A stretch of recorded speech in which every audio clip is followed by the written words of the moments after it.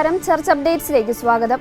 സഭ എന്നത് ക്രിസ്തുവിലൂടെ പൂർത്തീകരിക്കപ്പെട്ട ദൈവത്തിന്റെ സ്നേഹ പദ്ധതിയാണെന്ന് ലിയോ 14 പാപ്പ വത്തിക്കാനിലെ സെന്റ് പീറ്റേഴ്സ് സ്ക്വയറിൽ നടന്ന പ്രതിവാര പൊതുകൂടിക്കാഴ്ച വേളയിൽ വിശ്വാസികളെ അഭിസംബോധന ചെയ്ത് സംസാരിക്കുകയായിരുന്നു പാപ്പ.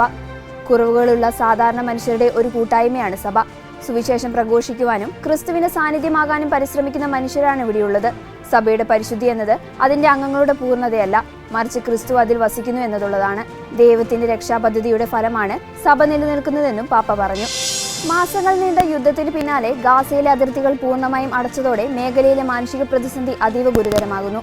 ഗാസയിലെ ഏക കത്തോലിക്ക ഇടവകയായ ഹോളി ഫാമിലി ചർച്ച് വികാരി ഫാദർ ഗബ്രിയേല റൊമനെല്ലിയാണ് ഭീകരമായ അവസ്ഥയെക്കുറിച്ച് ലോകത്തെ അറിയിച്ചത്. ഭക്ഷണവും മരുന്നും ആവശ്യത്തിന് ലഭിക്കാത്തതിനാൽ ജനങ്ങളുടെ സ്ഥിതി അതീവ ദുഃഖകരമാണെന്നും അദ്ദേഹം മുന്നറിയിപ്പ് നൽകുന്നു. യുദ്ധത്തിന് ശേഷം സഹായങ്ങൾ എത്തിച്ചേരുന്ന അതിർത്തികൾ അടച്ചതോടെ ഗാസയിലേക്കുള്ള ഭക്ഷണത്തിന്റെയും അവശ്യ സാധനങ്ങളുടെയും വരവ് നിലച്ചു. ഇതിനോടൊപ്പം വിദേശ രാജ്യങ്ങളിൽ പോയി ചികിത്സ തേടേണ്ട ഗുരുതരമായ രോഗികൾക്ക് ഗാസയ്ക്ക് പുറത്തേക്ക് പോകാനുള്ള വഴികളും അടഞ്ഞു. സാഹചര്യം അങ്ങേയറ്റം ദാരുണമാണെന്ന് ഫാദർ റൊമനെല്ലി പറഞ്ഞു. ലണ്ടനിൽ കത്തോലിക്ക സഭയിലേക്ക് ചേരുന്നവരുടെ എണ്ണത്തിൽ വലിയ വർധനവ്. ഈ വർഷം മാത്രം വെസ്റ്റ് മിനിസ്റ്റർ അതിരൂപതയിൽ 100-ലധികം ആളുകളാണ് പുതുതായി കത്തോലിക്ക വിശ്വാസം സ്വീകരിച്ചത്.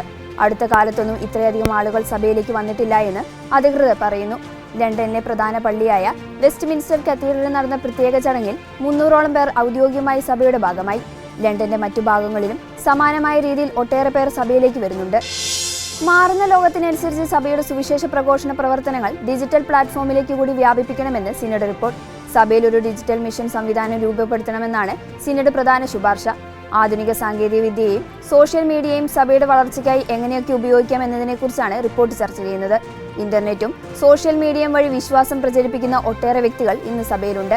ഇത്തരത്തിലുള്ള ഡിജിറ്റൽ മിഷണറിമാരെ സഭ ഔദ്യോഗികമായി അംഗീകരിക്കണമെന്നും അവർക്ക് ആവശ്യമായ പിന്തുണയും പരിശീലനവും നൽകണമെന്നും റിപ്പോർട്ട് നിർദ്ദേശിക്കുന്നു. വത്തിക്കാന്റെ അംഗീകാരത്തോടെ ഈ ഡിജിറ്റൽ മിഷൻ ഉടൻ തന്നെ ആഗോളത്തിൽ നടപ്പിലാക്കും.